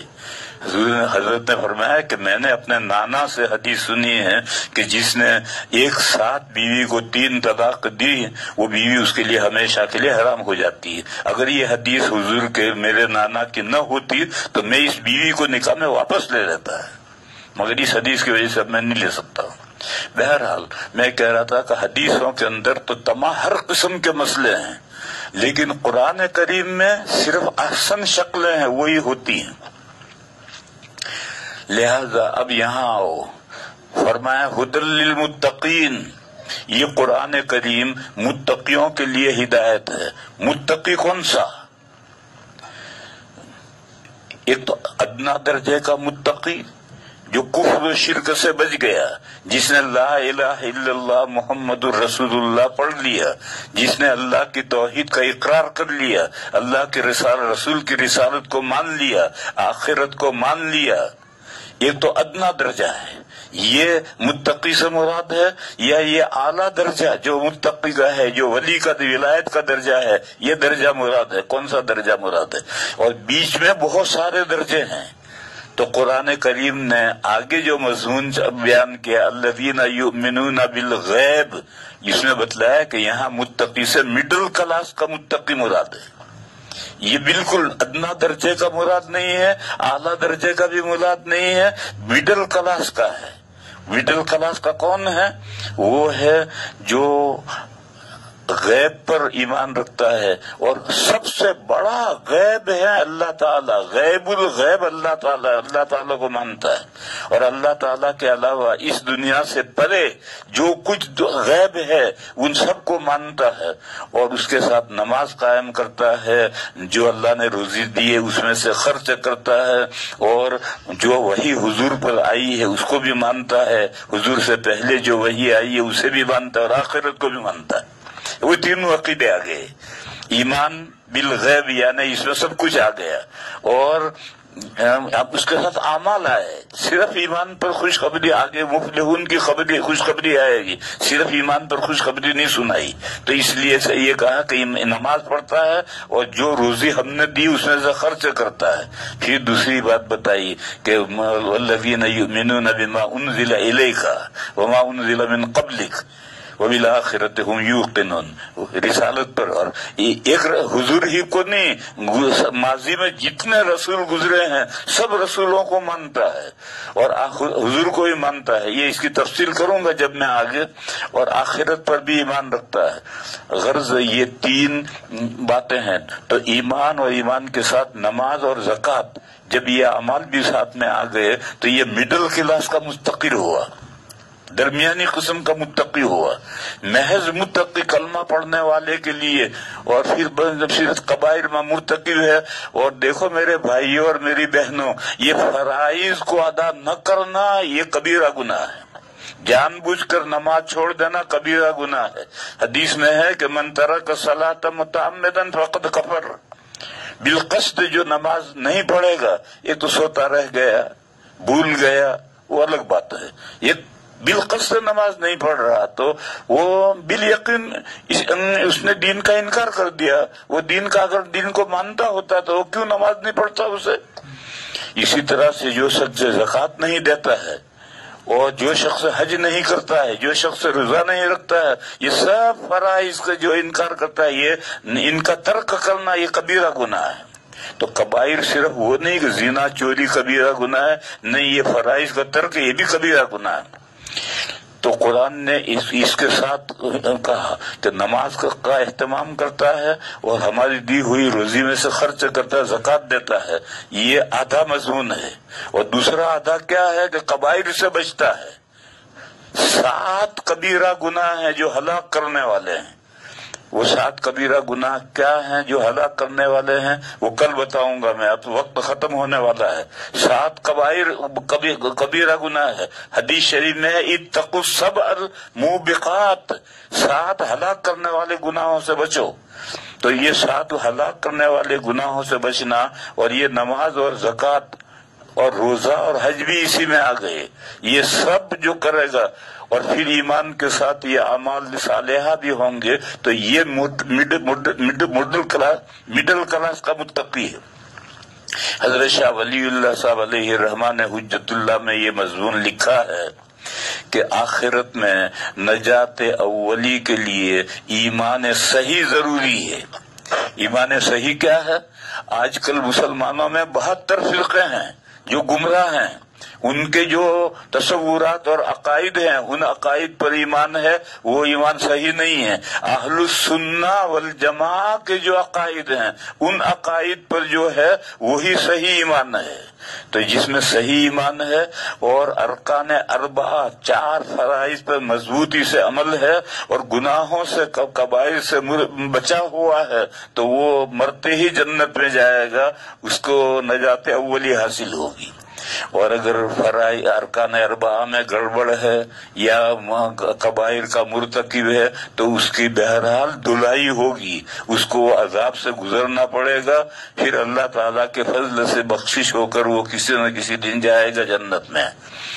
تو میں یہ کہہ رہا تھا کہ ہدی للمتقین، یہاں متقین سے مراد مڈل کلاس کا متقی ہے، ادنا درجے کا بھی نہیں ہے، اعلیٰ درجے کا بھی نہیں ہے، یہ مڈل کلاس کا ہے۔ آگے الذین سے جو آگے مضمون آ رہا ہے وہ مضمون دلیل ہے کہ یہاں مڈل کلاس کا متقی مراد ہے، وہ بھی قرآن کی رہنمائی کا محتاج ہے، قرآن کی رہنمائی کے بغیر وہ کامیاب نہیں ہو سکتا۔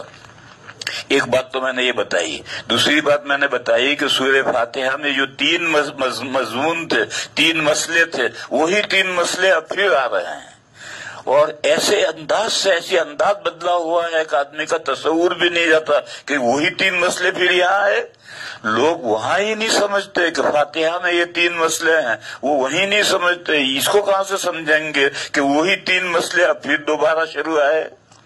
یہ 3 مسئلے الذین یؤمنون بالغیب سے شروع ہوتے ہیں، وہ اب میں کل بیان کروں گا، آج وقت ختم ہو گیا۔ وآخر دعوانا ان الحمدللہ رب العالمین۔ اب اس کے بعد میں سوال جواب ہے۔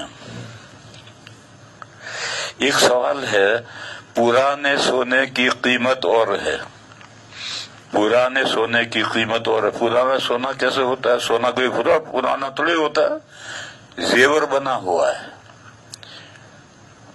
50 سال پہلے کا زیور بنا ہوا ہے، تو یوں وہ پرانا سونا اسے کہہ رہا ہے، باقی سونا کہیں پرانا نیا نہیں ہوتا۔ پرانے سونے کی قیمت اور ہے، اور اگر ہم نیا سونا خریدتے ہیں تو اس کی قیمت زیادہ ہے۔ اس کی وجہ کیا ہوتی ہے کہ جو نیا سونا ہوتا ہے وہ 18 کیرٹ کا ہوتا ہے، اور یہ جو زیور ہے وہ اس کا کیرٹ جو ہے 24 کیرٹ کا، 28 کیرٹ کا ایسا ہوتا ہے۔ جیسے اے سی چلاتے ہیں تو 17 نمبر پر تیز اے سی چلتی ہے، پھر جو آگے بڑھتا جائے گا اے سی ہلکی ہوتی جائے گی، 28 30 پر جا کر تو برائے نام اے سی رہ جائے گی۔ اسی طرح سے اس کے کیرٹ جو ہیں 18 کیرٹ، یہ تو اعلیٰ درجے کا سونا ہے۔ پھر اس کے بعد جو کیرٹ آگے بڑھیں گے، وہ کیرٹ کیوں آگے بڑھیں گے؟ سونے کا جب زیور بناتے ہیں تو اس میں دوسری دھات ملانی پڑتی ہے، اس کو کھوٹ کہتے ہیں، کھوٹ ملانا پڑتا ہے۔ وہ کھوٹ نہیں ہے، وہ دوسری دھات ہے، کیونکہ سونا اتنا نرم ہوتا ہے کہ وہ تو یوں دبانے سے سکڑ جائے گا، تو دوسری دھات تانبا پیتل اس میں ملاتے ہیں تو اب وہ زیور کڑک ہو جاتا ہے۔ تو وہ دوسری دھات ملنے کی وجہ سے اس کا کیرٹ کم ہو جاتا ہے، 18 کے بجائے 25 کیرٹ کا سونا ہو گیا، 28 کیرٹ کا سونا ہو گیا، تو اب قیمت کم ہو گئی۔ اور 18 कैरेट का सोना ज्यादा है। तो सोना पुराना नया होने से नहीं होता है। आज तुम जेवर बना कर लाओ, अब जेवर बनने के बाद उसको सोने का कैरेट तो 28 हो गया, और नया सोना खरीदो तो 18 कैरेट का है, तो दोनों की कीमतें मुख्तलिफ हैं। बहरहाल पुराने सोने की कीमत और है, और अगर हम नया सोना खरीदते हैं तो उसकी कीमत ज्यादा है। लिहाजा अगर हम ज़कात अदा करें तो पुराने सोने की कीमत के एतबार से निकालेंगे या नए सोने की कीमत के एतबार से निकालेंगे? ये खामखा का सवाल है। आप जो नया सोना खरीद के लाए हैं उसकी ज़कात निकालनी है तो 18 कैरेट का है, उसके एतबार से, कीमत के एतबार से निकालो। और अगर आपकी बीवी के पास जेवर है या आपकी मिल्कियत में जेवर है और वो जेवर 28 कैरेट का है, तो 28 कैरेट सोने का जो कीमत है उसके एतबार से ज़कात निकालो। अब ये फजूल खामा का मसला पूछ रहा है। आपके पास कौन सा सोना है? जब नया है, अभी खरीद के लाया हूँ, उसमें अभी कोई दूसरी धात नहीं मिली, कितने कैरेट का है? 18 कैरेट का है, तो 18 कैरेट की जो कीमत है उसके एतबार से ज़कात निकाल। मेरे पास एक जेवर है, भाई जेवर, इस जेवर में लामहला खोट मिला है, कितने कैरेट है? जाकर सोनार से पूछो। वो सोनार, देखो तुम्हारे पास में अगर बिल है, जब जेवर बनाया था कि मैंने 1 तोला जेवर बनाया था, अब वो जेवर बनने के बाद में 1.5 तोले का जेवर हो गया, तो अब वो 1.5 तोला सोने के नहीं, 1 तोला ही है वो, तो उसमें सोना 1 तोला है। लेकिन अगर ये पता नहीं है, बिल नहीं है, पता नहीं है, तो जाकर सोनार से पूछो कि भाई इसमें कितने कैरेट का है, तो कहेगा 28 कैरेट का है। 28 कैरेट के सोने की क्या कीमत है? कि ये कीमत है, तो उसके एतबार से ज़कात निकालो। बाकी जो ज़कात के मसले, ये जो आयत पाक हैं उसमें वमिम्मा रज़क़नाहुम युनफ़िक़ून मज़मून आ रहा है, उसमें मैं निसाब ज़कात का बयान करूंगा, बड़ा निसाब भी बयान करूंगा, छोटा निसाब भी बयान करूंगा, बहुत तफसील का इंतजार करो। पाकिस्तान क्या जुमा के खुतबे में शहादतैन का जवाब देना जरूरी है? जुमा का खुतबा जब इमाम आकर मिंबर पर बैठ जाता है और उसके सामने जब अजान होती है, उस अजान में जब मुअज्जिन पुकारता है अशहदु अल्ला इलाहा इल्लल्लाह अशहदु अन्ना मुहम्मदर रसूलुल्लाह, तो ये अजान का जवाब तो शहादतैन ही का जवाब नहीं है, सारी अजान का जवाब जो इमाम के खुतबे में खतीब के सामने जो अजान हो रही है, उस सारी अजान का जवाब दिल में तो दो, जुबान से नहीं देना, न सिर्रन न जहरन, क्योंकि दूसरी हदीस शरीफ है कि इज़ा खरजल इमाम फला सलात वला कलाम, जब इमाम खुतबा देने के लिए आ गया तो अब कोई बातचीत भी नहीं और नमाज भी नहीं। लिहाजा जुबान से जवाब देना सिर्रन या जहरन नहीं, दिल में तसव्वुर में जवाब तो दो। इसलिए ये जो सवाल है कि क्या जुमा के खुतबे में शहादतैन का जवाब देना जरूरी है? जरूरी नहीं है, बल्कि जुबान से जवाब देना जायज ही नहीं है, न सिर्रन न जहरन, अलबत्ता दिल से जवाब देना चाहिए, अफजल है। मैं जब खुतबा होता है तो दिल से शहादतैन का, जब मुअज्जिन अजान देता है तो उसकी शहादतैन के जवाब में तसव्वुर में, जहन में, दिल में देता हूँ, जुबान से नहीं देता। पाकिस्तान के एक आलिम मुफ्ती ज़र वली फरमाते हैं कि ईशा की 15 रकात है। 15 रकात कैसे? 4 सुन्नत गैर मुअक्कदा, फिर 4 फर्ज 8, फिर 2 सुन्नत मुअक्कदा, 2 गैर मुअक्कदा, तो कितनी हुई? 12, फिर 3 वित्र तो 15। बस वो कहते हैं कि ईशा की 15 रकातें हैं। लोगों में, बच्चों को जो हम तालीमुल इस्लाम में पढ़ाते हैं वो ये पढ़ाते हैं कि ईशा की 17 रकातें हैं, यानी वित्रों के बाद भी 2 सुन्नतें गैर मुअक्कदा हैं, तो 15 ये, और ये वित्रों के बाद की 2 सुन्नतें। मौलाना ज़र वली साहब, उनकी ये मुनफरिद राय है, वो ये कहते हैं कि वित्रों के बाद कोई नफले नहीं है। क्यों? नबी ये पाक सल्लल्लाहु अलैहि वसल्लम ने फरमाया कि इजअलू आखिर सलातिकुम बिल्लैलिल वित्रा, रात में अपने नमाज का आखिरी नमाज वित्र को बनाओ। تو وہ کہتا ہے کہ بس وتر پڑھ لیا، اب اس کے بعد میں کوئی نفل نماز نہیں ہے۔ یہ مولانا کی انفرادی رائے ہے اور امت نے اس رائے کو قبول نہیں کیا۔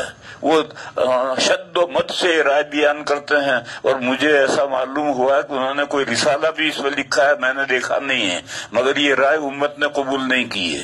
کیوں؟ یہ جو حدیث ہے ایجعلو، یہ امر ہے، ایجعلو یہ امر استحباب کے لیے ہے۔ ایجعلو آخر صلاتکم باللیل الوتر، رات میں اپنی آخری نماز وتر کو بناؤ، یہ استحبابی حکم ہے۔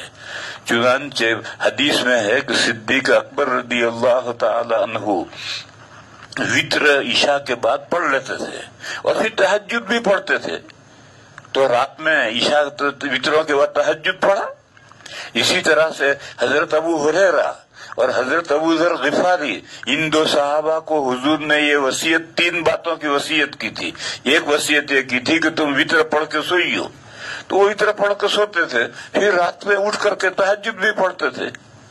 علاوہ ازیں نبی پاک صلی اللہ علیہ وسلم وتر نے کبھی کبھی وتروں کے بعد 2 نفلیں بیٹھ کر پڑھی ہیں۔ لہذا مفتی صاحب کا جو یہ نظریہ ہے یہ احادیث کی روشنی میں صحیح نہیں ہے، اور اسی وجہ سے امت نے ان کی بات کو قبول نہیں کیا۔ اس کے بعد پھر سوال ہے کہ ولادت کے قریب حاملہ عورت کے مخصوص راستے سے جو رطوبت نکلتی رہتی ہے وہ ناقض وضو ہوگا یا نہیں؟ وہ ناقض وضو ہے۔ سبیلین سے جو بھی نکلے گی وہ ناقض وضو ہے۔ اگر ہوگی تو پھر عورت کس طرح نماز قرآن وغیرہ کی پابندی کر پائے گی؟ ارے یہ تو ولادت کے قریب نکلتی ہے، ولادت کے قریب، یعنی 15-20 منٹ پہلے یہ رطوبت نکلتی ہے، اس سے پہلے نہیں نکلتی۔ اس سے پہلے اگر بچہ دانی کھلے گی اور نکلے تو سارا پانی نکل جائے گا، پھر آپریشن کر کے بچہ لینا پڑے گا۔ تو یہ تو بالکل ولادت کے قریب میں 15-10 منٹ پہلے یہ میرا بچہ دانی کھلتی ہے اور یہ رطوبت نکلتی ہے۔ لہذا یہ سوال ہی کہ وہ پابندی قرآن کیسے پڑھے گی اور نماز کیسے پڑھے گی، بیکار بات ہے۔ دوسری بات سنو، اگر مان لو کہ اس طرح کا کوئی واقعہ پیش آیا لمبا زمانے سے، تو پھر وہ ایسا شخص معذور بن جاتا ہے، اور معذور کے احکام ہیں، اور معذور کا جس عذر سے وہ معذور بنا ہے اس عذر سے اس کی طہارت نہیں ٹوٹتی۔ بس کوئی اگر یہ تو عورت نہیں، مثلا ایک عورت ہے مستحاضہ ہے اور مستحاضہ ہونے کی وجہ سے معذور بن گئی ہے، تو وہ استحاضہ کے خون نکلنے سے اس کا وضو نہیں ٹوٹتا۔ بس اولاً تو یہ تو جو صورت فرض کی تو غلط ہے، یہ تو ولادت کے قریب 5-10-15 منٹ پہلے رطوبت نکلتی ہے، لیکن کوئی دوسری صورت ہو تو پھر ایسا شخص عورت مرد اور معذور بنتا ہے، اور معذور کی طہارت جس عذر سے وہ معذور بنا ہے اس عذر سے طہارت نہیں ٹوٹتی۔ اس کے بعد سوال ہے کیا جھینگا کھانا جائز ہے؟ یہ لوگ پوچھتے ہیں، تو میں اس سے پوچھتا ہوں تجھے کھانا ہے اس لیے پوچھ رہا ہے یا نہیں کھانا ہے اس لیے پوچھ رہا ہے؟ کھانا ہے تو کھاتا رہے، نہیں کھانا ہے تو حرام ہے۔ ہمارے یہاں طلبہ یہ مسئلہ پوچھتے ہیں کہ جھینگا کھانا جائز ہے یا نہیں، تو میں پوچھتا ہوں اس سے سائل سے کہ تجھے کھانا ہے اس لیے پوچھ رہا ہے یا نہیں کھانا اس لیے پوچھ رہا؟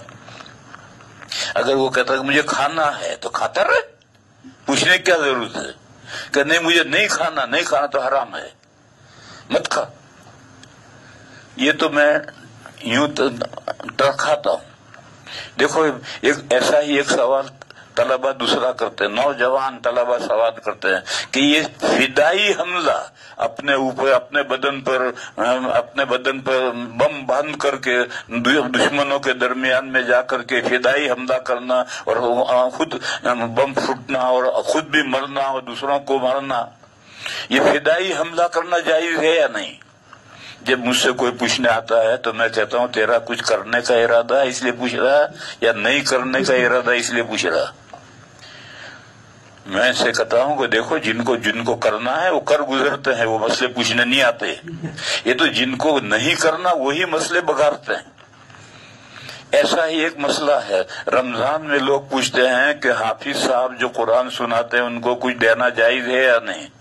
تو میں اس سے کہتا ہوں تجھے کچھ دینا ہے اس لیے پوچھ رہا ہے یا نہیں دینا اس لیے پوچھ رہا ہے؟ جو دینے والے ہیں وہ تو دائیں ہاتھ میں چپکے سے امام کے ہاتھ میں پکڑا دیتے ہیں، فرشتوں کو بھی پتہ نہیں چلتا۔ یہ جن کو نہیں دینا وہی مسئلے بگاڑتے رہتے ہیں کہ امام کو دینا جائز ہے یا نہیں۔ اس کے بعد سمجھو، جو ساحلی مفتی ہیں، جیسے مفتی عبدالرحیم صاحب لاجپوری قدسہ سرہ راندیر میں رہتے تھے، راندیر سے 10 کلومیٹر پر سمندر لگتا ہے، جو ساحلی مفتی ہیں وہ جائز کہتے ہیں، سنگ جنگا جائز کہتے ہیں، یا جہاں تالاب ہیں جیسے بنگلہ دیش میں تالاب ہیں اس میں خوب جھنگے ہوتے ہیں تو وہاں کے مفتی جائز کہتے ہیں، اور جو ساحل سے دور ہیں جیسے پالنپور کے مفتی، جیسے یو پی کے مفتی حضرت گنگوہی، حضرت تھانوی، وہ حرام کہتے ہیں، وہ جو ساحل سے دور ہے وہ حرام کہتے ہیں، تو ساحلی مفتی جائز کہتے ہیں، مگر ان میں استثناء ہے۔ حضرت مفتی خانپوری، حضرت مفتی احمد صاحب خانپوری دامت برکاتہم، وہ ڈابل میں رہتے ہیں، وہ ساحلی ہیں، مگر وہ کہتے نہیں جنگا حرام ہے۔ اور جو ساحل سے دور رہتے ہیں، حضرت دانوتوی، حضرت تھانوی، پالنپور کے حضرت مولانا محمد نذیر صاحب، یہ جو دور ہے ساحل سے وہ کہتے ہیں حرام ہے، وہ کیڑا ہے، وہ مچھلی نہیں ہے۔ اور جو ساحل پر رہتے ہیں وہ کہتے ہیں کہ نہیں مچھلی ہے، اور کیا دلیل؟ کہ دمیری نے لکھا ہے کہ مچھلی ہے۔ ارے دمیری تو شافعی ہے، شوافع کے یہاں تو سمندر کی ہر چیز مچھلی ہے۔ اس کے بعد سوال ہے، مرد امام کے لیے اگر عورت پیچھے نماز پڑھے، ایک جماعت ہو رہی اس میں امام مرد ہے اور جماعت میں پیچھے عورتیں بھی ہیں، تو امام کے لیے نیت کرنا ضروری ہے؟ امام کے لیے امامت کی نیت کرنا ضروری ہے۔ اگر امام امامت کی نیت نہیں کرے گا تو امامت کے احکام لازم نہیں ہوں گے اور اس کو امامت کا ثواب بھی نہیں ملے گا۔ دیکھو میں مثال دوں، ایک آدمی نماز پڑھ رہا، عشاء کی نماز پڑھ رہا، مجھے قرائن سے معلوم ہے کہ یہ نماز پڑھ رہا عشاء کی اور وہ تنہا پڑھ رہا۔ یہ میرے ساتھ میں یہ قصہ پیش آیا تھا۔ میں ایک قاری صاحب جو روڑکی کے تھے، ہم دونوں سعودیہ سے آ رہے تھے، دہلی ایئرپورٹ پہ اترے، میں امیگریشن میں سے پہلے نکل آیا، قاری صاحب پیچھے تھے، تو میں نے سوچا کہ قاری صاحب آئیں تو ہم دونوں ساتھ جائیں گے، تو ان کے آتے آتے میں عشاء پڑھ لوں، تو میں نے مصلی بچھا کر کے عشاء شروع کی۔ سبھی میں پہلی رکعت میں تھا، میں منفرد پڑھ رہا ہوں، اکیلا پڑھ رہا ہوں، قاری صاحب آئے، انہوں نے آ کر مصلی بچھا کر کے کہا میں اقتدا کرتا ہوں، تو میں نے نیت کر لی امام ہونے کی، تو جہاں تک میں سرن پڑھتا پڑھتا پہنچا تھا وہاں سے میں نے جہر شروع کر دیا اور میں امام بن کر پڑھا، انہوں نے تو یہی اس طرح سے اگر میں پوری نماز میں اگر نیت امامت کی نہ کروں تو امامت کے احکام، رات کی نمازوں میں جہری قرات واجب ہے، تکبیر کہنا جور سے کہنا سنت ہے، یہ احکام لازم نہیں ہوں گے، امامت کی نیت نہ کروں اور کروں تو پھر یہ احکام لازم ہوں گے۔ بہرحال اگر مفرد کوئی آدمی فرض پڑھ رہا ہے اور اس کے پیچھے دوسرا آدمی وہی فرض نماز پڑھے تو اگر امام امامت کی نیت کرے گا تو امامت کے احکام لازم ہوں گے، نہیں کرے گا تو وہ تنہا نماز پڑھ لے گا اور مقتدی کی اقتداء میں نماز صحیح ہو جائے گی اور اس کو امامت کا ثواب نہیں ملے گا۔ تو امام کے لیے امامت کی نیت تو ضروری ہے، وہ امامت کی نیت کرے گا تو امامت کے احکام لازم ہوں گے ورنہ نہیں ہوں گے۔ لیکن پیچھے کون مقتدی ہیں، مردوں کی نیت کرنا، عورتوں کی نیت کرنا یہ ضروری نہیں ہے، جو بھی پیچھے نماز پڑھ رہا ہے ان کو پڑھا رہا ہوں۔ اور یہ جو کتابوں میں لکھا ہے کہ امام نے عورت کی امامت کی نیت کی ہو، یہ جو مسئلہ ہے یہ محاذات کے مسئلے میں ہے۔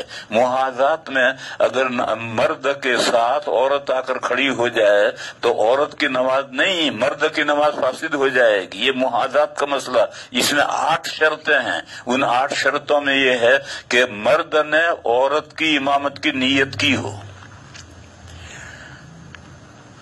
سعودیہ میں عورتوں کے نماز، حرم شریف میں عورتوں کے نماز پڑھنے کی جگہ الگ ہیں، اور جب اذان ہوتی ہے اس سے بھی پہلے اغوات آتے ہیں، عورتوں کو وہاں سے طواف میں سے ہٹا دیتے ہیں، لیکن جب بھیڑ ہو جاتی ہے تو پھر عورتوں کو الگ کرنے کی کوئی صورت نہیں، پھر عورتیں بھی مردوں کے بیچ میں نماز پڑھتی ہیں۔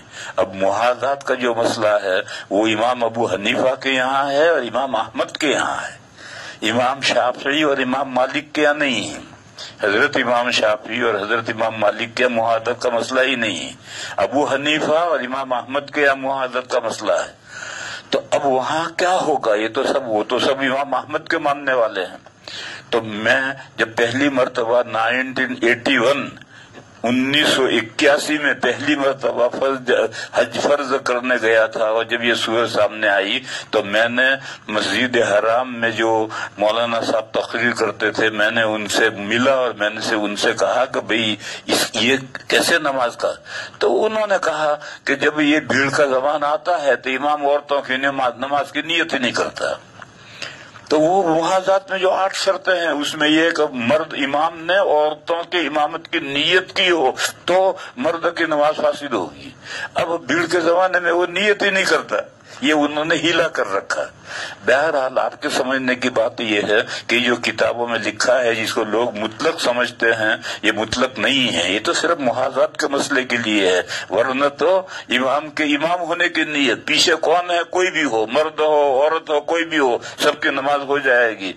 مخصوص طور پر کہ میں عورتوں کے امام ہونے کی نیت کرتا ہوں یا فاطمہ کے امام ہونے کی نیت کرتا ہوں ایسا ضروری نہیں ہے۔ مرد امام کے لیے اگر عورت پیچھے نماز پڑھے تو امام کے لیے نیت کرنا ضروری ہے۔ ابھی تالہ بندی کے زمانے میں معمول بے ہی ہو گیا ہے کہ عورتیں بھی مرد امام کے پیچھے نماز پڑھتی ہیں، تو ہر وقت نیت کرنا ضروری ہے؟ نہیں ہے ضروری، بس میں امام بن کر نماز پڑھاتا ہوں، پیچھے جو بھی ہو، مرد ہو بچے ہوں عورتیں ہوں سب ہو جو بھی ہو، ان کی سب کی الگ الگ نیت کرنی ضروری نہیں ہے۔ اور وہ جو کتابوں میں لکھا ہے جس سے غلط فہمی ہے وہ تو محاذات کے مسئلے میں ہے، ہر جگہ نہیں ہے۔ اس کے بعد سوال ہے عوام کا بیعت ہونا کیسا ہے؟ جائز ہے، عوام کا بیعت ہونا کیسا ہے؟ اگر مناسب نہیں ہے، کیوں مناسب نہیں ہے؟ مناسب نہیں ہے، جائز ہے، مناسب کا بابا ہے۔ عوام کے لیے بیعت ہونا کیسا ہے؟ اگر مناسب نہیں ہے تو عوام اپنی اصلاح کے لیے کون سا طریقہ اختیار کریں؟ یہی بیعت کا طریقہ وہ بھی اپنی اصلاح کے لیے کریں گے۔ اور میں نے بتایا تھا کہ ہمارے 4 اکابر ہیں، ان میں سے حضرت مولانا یعقوب صاحب رحمت اللہ علیہ کے احوال تو ہمیں معلوم نہیں ہے، لیکن حضرت نانوتوی قدس سرہ سے 10 بندے، بلکہ 10 سے بھی شاید 11-12 بندے عوام حضرت نانوتوی سے بیعت ہیں، مگر حضرت نانوتوی نے کسی کو اجازت خلیفہ نہیں بنایا۔ تو یہ 10 بندے بیعت تھے۔ ایک قصہ ہے، حضرت کا ایک خادم تھا، وہ حضرت سے کہتا تھا حضرت مجھے بیعت کر لو، حضرت مجھے بیعت کر لو، حضرت بیعت نہیں کرتے تھے۔ ایک مرتبہ اس نے کہا تو حضرت نے فرمایا گنگو جا کر مولوی رشید سے بیعت ہو جا، یعنی خود نہیں کی، یہ کہا گنگو جا کر مولوی رشید سے بیعت ہو جا۔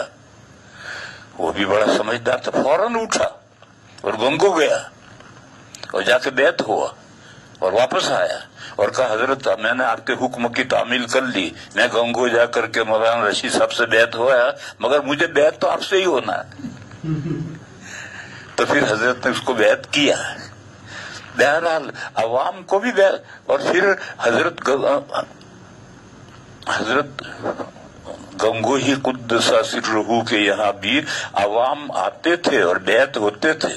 حضرت مسجد میں سبق پڑھاتے تھے حدیث شریف کا، ایک بندہ آیا، ایک عام مسلمان، حضرت سے بیعت ہوا، حضرت نے اسے ذکر بتایا اور یہ ذکر جہری بتایا اور یہ کہا کہ یہ مسجد کے کونے میں بیٹھ کر ذکر کر، تو ایک کونے میں وہ ذکر کر رہا، حضرت نے سبق پڑھا رہے، سبق پڑھاتے پڑھاتے حضرت رکے اور اس کا ذکر سننے لگے، اور ذکر سن کر کے فرمایا کہ یہ بندہ ایک ضرب میں 100 سال کی مسافت طے کر رہا ہے۔ عوام تھا، عام آدمی تھا، کوئی مولانا صاحب نہیں تھے، عام بندہ تھا، وہ ایک لا الہ الا اللہ 100 سال کی مسافت طے کر رہا تھا۔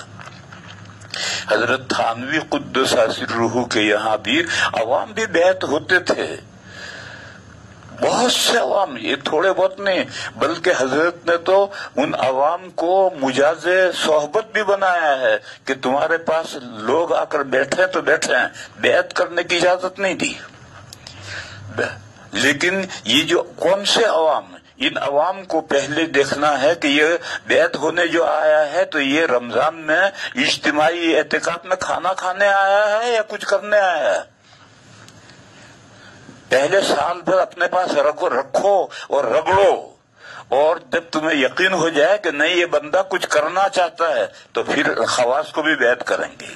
اور جو بریلویوں کے جو طریقہ ہے کہ جنت میں جانے کا سرٹیفکیٹ ہے کہ فلاں سے بیعت ہے، اس سرٹیفکیٹ کے طور پر کچھ نہیں ہوتا۔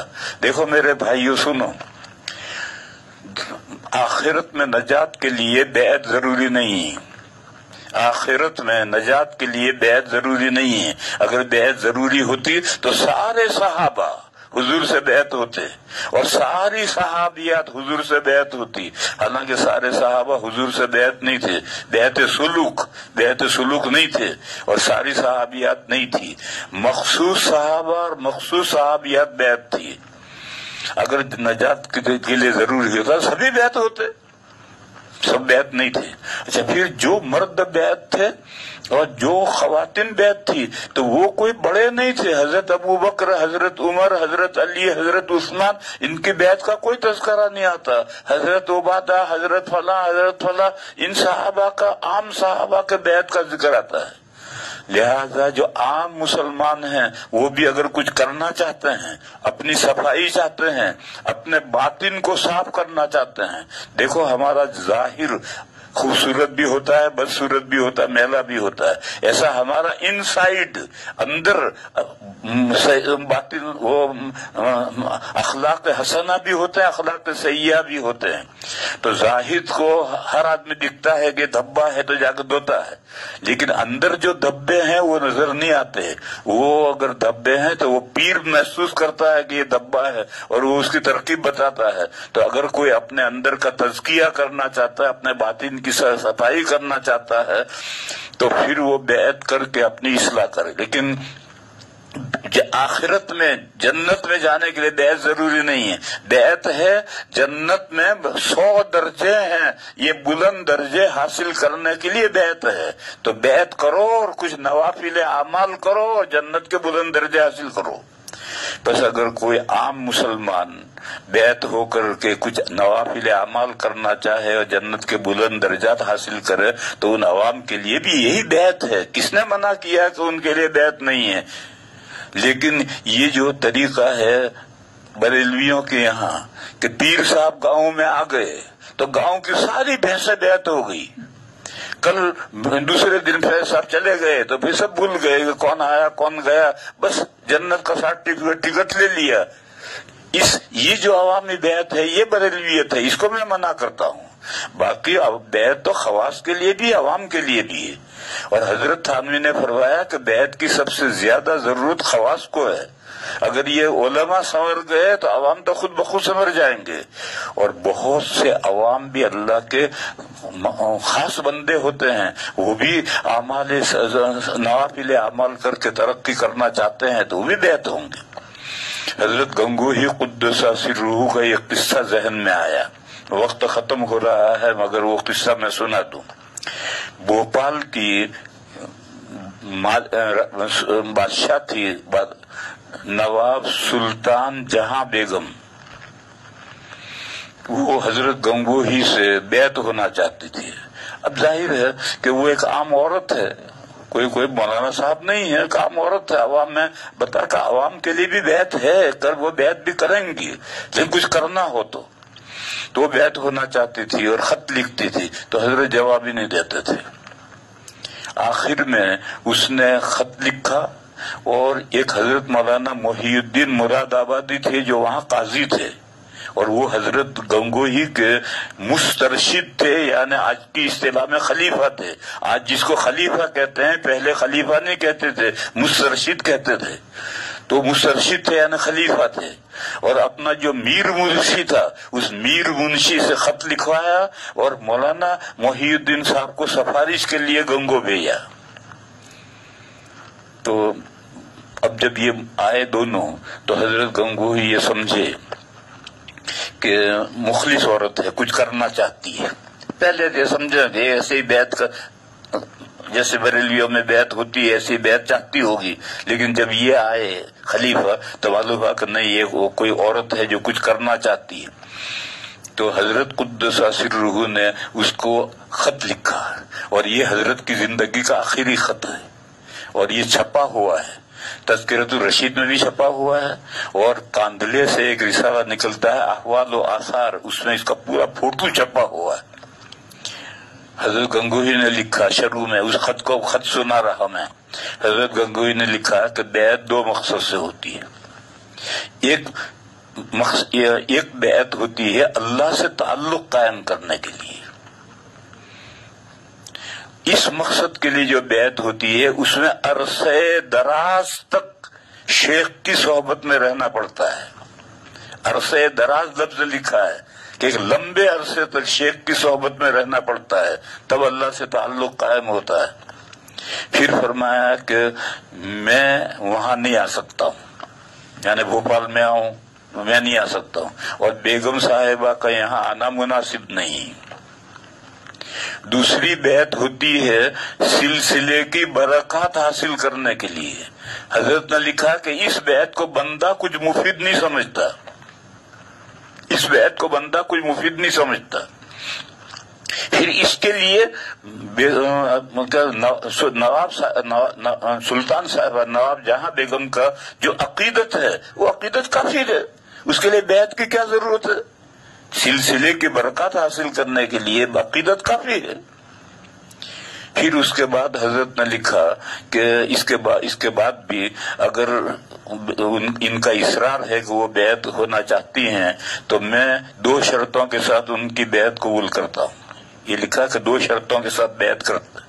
ایک پہلی شرط یہ لکھی حضرت نے کہ ان کا نواب سلطان جہاں بیگم کا مروت و احسان کا کوئی برتاؤ جو میرے ساتھ اب تک ہوا اس کے علاوہ کوئی دوسرا برتاؤ نہ ہو، یعنی وہ کوئی ہدیہ ہدایہ نہ بھیجیں، وہ تو بادشاہ ہے تو ہدیہ ہدایہ بھیجیں گے، تو ہدیہ ہدایہ نہ بھیجیں، کوئی ہدیہ نہ بھیجیں، میرے مروت و احسان کا میرے ساتھ کوئی معاملہ نہ کریں۔